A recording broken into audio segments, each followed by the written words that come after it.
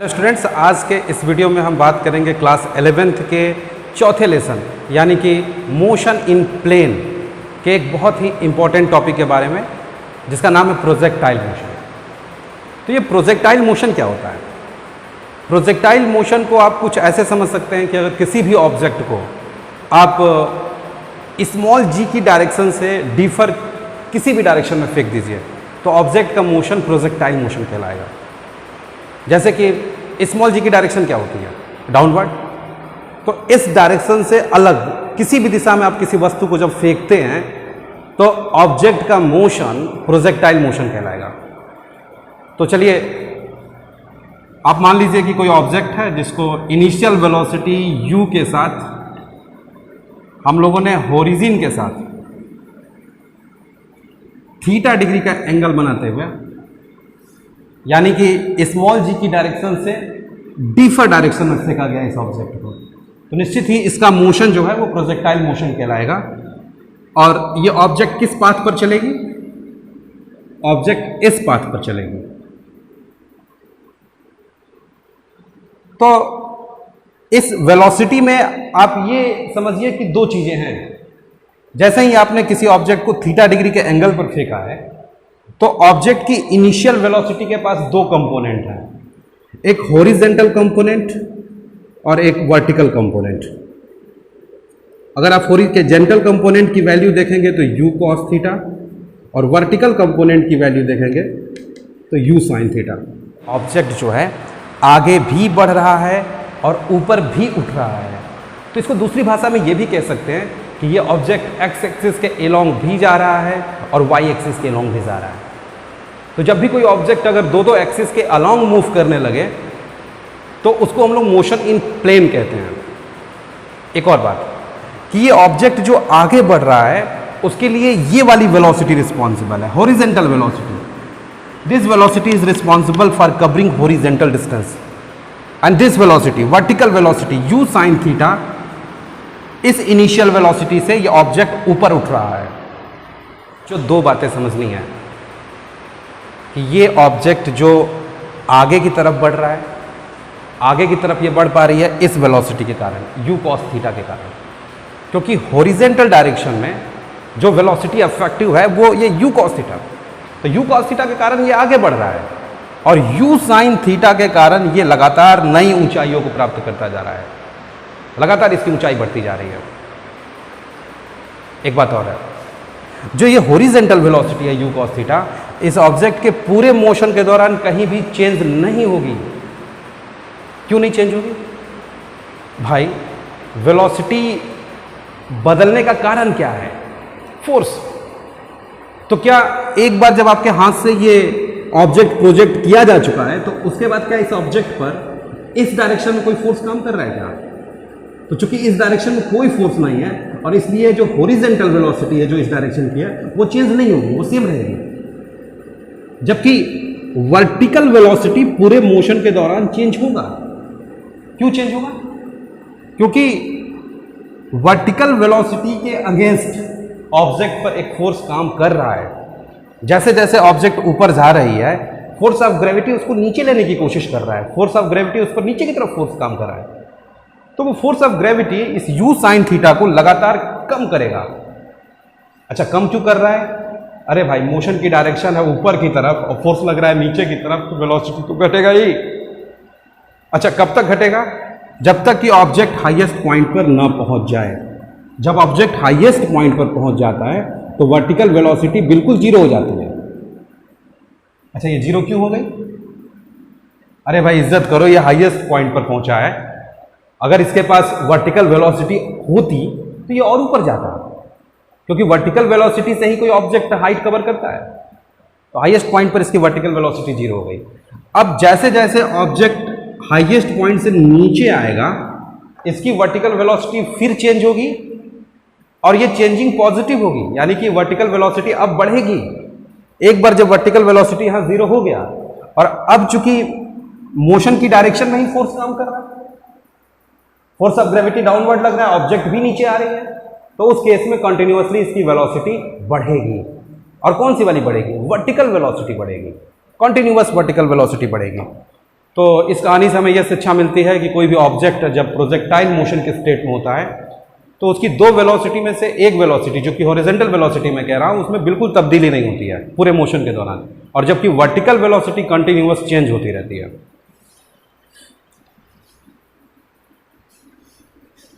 जब object highest point पर पहुंच जाता है तो उसको हम लोग कहते हैं maximum height, maximum height attended by the projectile. और ये वाली डिस्टेंस जो है वो कहलाती है रेंज। रेंज का मतलब होता है कि कोई भी जो प्रोजेक्टाइल है, प्रोजेक्टाइल मैं उस ऑब्जेक्ट को कह रहा हूं जिसको प्रोजेक्ट किया गया है, जिस ऑब्जेक्ट को आप प्रोजेक्ट करते हैं उसी को प्रोजेक्टाइल कहते हैं। तो रेंज का मीनिंग ये होता है कि वो ऑब्जेक्ट हॉरिजेंटली ज़्यादा से ज़्यादा कितना दूर जाकर गिरा, जितना मैक्सिमम हॉरिजेंटल डिस्टेंस कवर किया है उसको हम लोग कहते हैं range. And this is called maximum height attended by the projectile. ज़्यादा से ज़्यादा ऊपर कितना गया है उसको हम लोग एच कहते हैं, मैक्सिमम हाइट। ओके, और एक और time period of flight defined है यहां पर।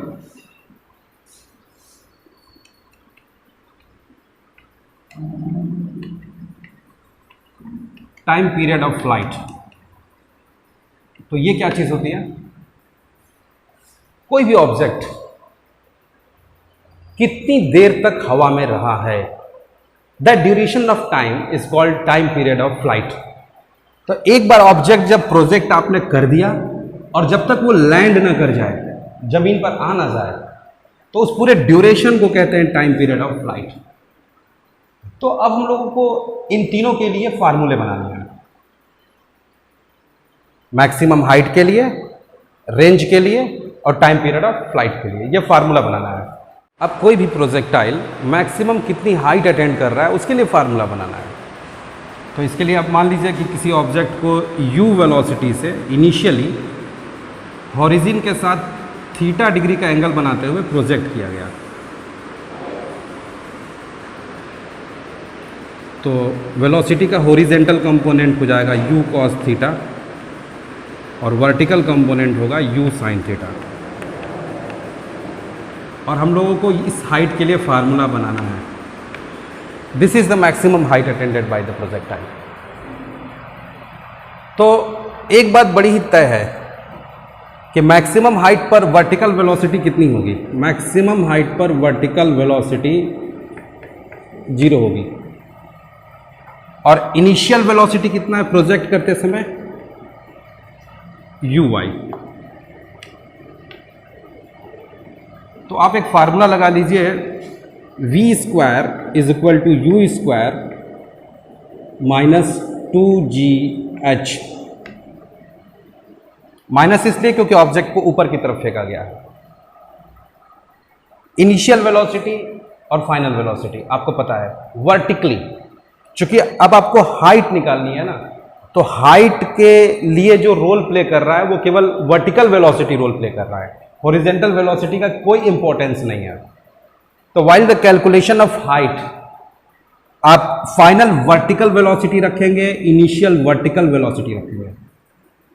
तो फाइनल वर्टिकल वेलोसिटी 0 होगी हाईएस्ट पॉइंट पर, और इनिशियल वर्टिकल वेलोसिटी कितनी है? u sin theta. u velocity से आपने फेंका जरूर था, बट वर्टिकल कंपोनेंट उसका कितना था? u sin theta. This vertical component will play role in attending height. तो चलिए इनिशियल वेलोसिटी की जगह रखिए u sin थीटा, स्क्वायरिंग है तो स्क्वायरिंग करिए, माइनस 2gh।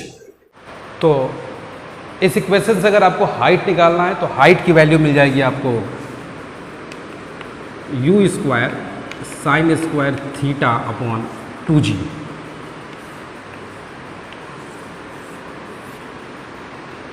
इस इक्वेशन से एक बात बड़ी ही क्लियर है कि कोई भी ऑब्जेक्ट कितना ऊपर से ऊपर जा सकता है, ज़्यादा से ज़्यादा हाइट कितना अटेंड कर सकता है, वो डिपेंड करता है कि आपने उसको इनिशियली किस वेलोसिटी से फेंका था और कितने डिग्री के एंगल पर फेंका था। दोनों बातों का रोल है। कितना ऊपर जाएगा वो डिपेंड कर रहा है कि आपने किस वेलोसिटी से फेंका था और वो वेलोसिटी हॉरिजन के साथ कितने डिग्री का एंगल बना रही थी। इसीलिए u और थीटा दोनों पर डिपेंड कर रहा है।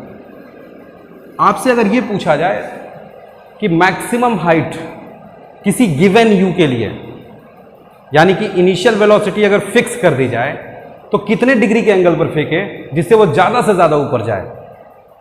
तो देखिए अगर u फिक्स होगा तो आप मैक्सिमम हाइट निकालने के लिए उसे आप 90 डिग्री के एंगल पर फेंकिएगा, क्योंकि जब 90 डिग्री के एंगल पर फेंकोगे तो साइन थीटा मैक्सिमम वैल्यू देगा, और जब साइन थीटा मैक्सिमम होगा तो h मैक्सिमम होगा।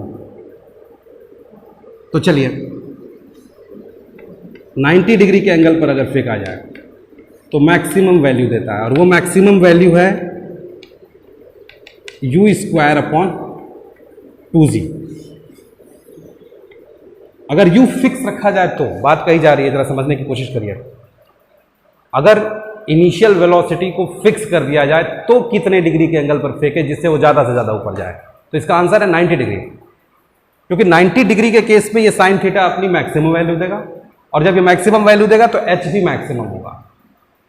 साइन थीटा की मैक्सिमम वैल्यू 1 होती है, और यही कारण है कि जो हाई जंप का प्लेयर होता है वो अपने बॉडी को हमेशा 90 डिग्री के एंगल पर प्रोजेक्ट करने की कोशिश करता है।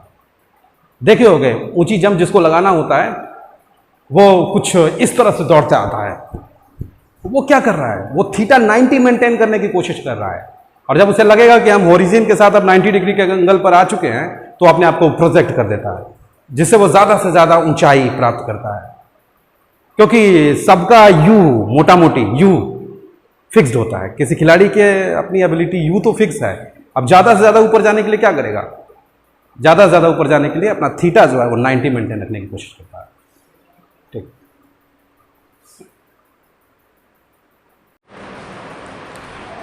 स्टूडेंट्स अब हम लोग ऑब्जेक्ट ने कितनी देर तक हवा में रहा है, यानी कि टाइम पीरियड ऑफ फ्लाइट मालूम करने की कोशिश करेंगे।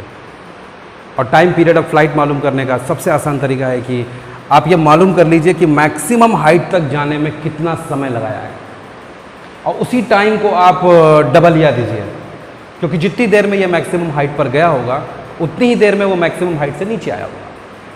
तो अगर आप कैसे भी करके पता कर लें कि मैक्सिमम हाइट तक जाने में कितना समय लग रहा है और उस टाइम को डबल कर दें तो आपको ये पता चल जाएगा कि ऑब्जेक्ट हवा में कितनी देर तक रही है।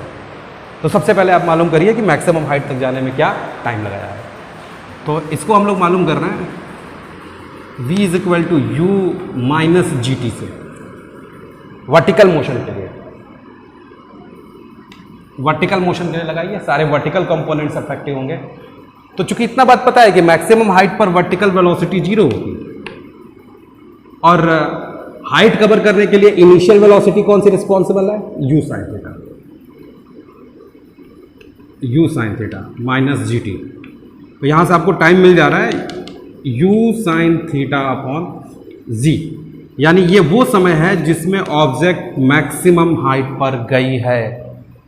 और आपको पता क्या करना है, पता करना है कि पूरा कितनी देर तक रहा है हवा में। तो इसी टाइम को अगर आप डबल कर दोगे तो आपको टाइम पीरियड ऑफ फ्लाइट मालूम चल जाएगा। तो टाइम पीरियड ऑफ फ्लाइट हो जाएगा 2 × t, आपका आया है u sin θ/g। तो ये आपको टाइम पीरियड ऑफ फ्लाइट मालूम चल जाएगा।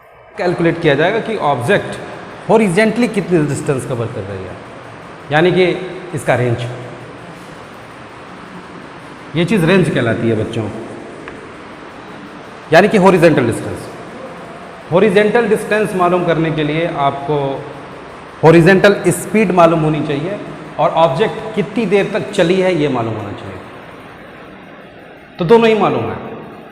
और हॉरिजेंटल स्पीड मैं इसलिए कह रहा हूं क्योंकि इस डिस्टेंस को कवर करने के लिए u sin θ का कोई रोल नहीं है, u cos θ का रोल है। तो फिर ऑब्जेक्ट कितनी डिस्टेंस हॉरिजेंटली कवर की, दैट मीन्स की रेंज। तो रेंज = हो जाएगा speed into time, speed into time.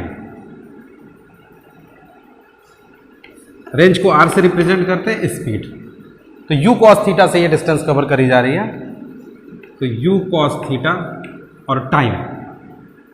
Time period of flight आपको पता है, टाइम पीरियड ऑफ फ्लाइट आपका आया था 2u sin θ/g। तो ये आपका हो जाएगा 2u sin θ/g। तो ये रेंज आपको मिल जाएगा यू मिल करके यू स्क्वायर, 2 बच रहा है 2 sine theta into cos theta upon जी,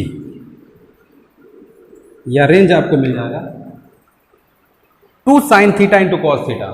यह क्लास 11th की मैथमेटिक्स में फार्मूला आएगा। 2 साइन थीटा कॉस थीटा को आप लिख सकते हैं साइन 2 थीटा,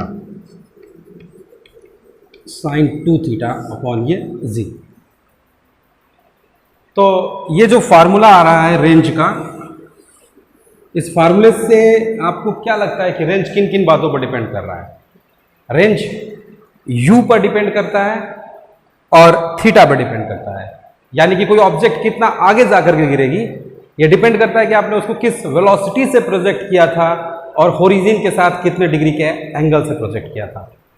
अगर सवाल ये पूछा जाए कि कोई भी ऑब्जेक्ट ज़्यादा से ज़्यादा रेंज अटेंड करे किसी गिवन u के लिए, यानी इनिशियल वेलोसिटी अगर फिक्स कर दी जाए तो कितने डिग्री के एंगल से फेंका जाए कि वो ज़्यादा से ज़्यादा दूर जाकर गिरे, तो u अगर फिक्स होगा तो ये मैक्सिमम तब होगा रेंज जब साइन 2 थीटा की वैल्यू मैक्सिमम हो। जब ये मैक्सिमम वैल्यू देगा तो रेंज अपने आप मैक्सिमम हो जाएगा। और साइन 2 थीटा की मैक्सिमम वैल्यू होती है 1, साइन में किसी भी एंगल की मैक्सिमम वैल्यू 1। तो ये 1 कब होगा? साइन 2 थीटा 1 कब होगा? जब 2 थीटा की वैल्यू 90 डिग्री हो, और 2 थीटा 90 है, दैट मीन्स थीटा 45 है। यानी कि आप अगर किसी ऑब्जेक्ट को होरिजन के साथ 45 डिग्री के एंगल पर फेंकेंगे तो किसी गिवन u के लिए वो सबसे अधिक दूर जाकर गिरेगा। और यही कारण है कि जो लॉन्ग जंप का प्लेयर होता है वो अपने बॉडी को होरिजन के साथ 45 डिग्री के एंगल पर प्रोजेक्ट करता है ज़्यादा से ज़्यादा आगे जाने के लिए।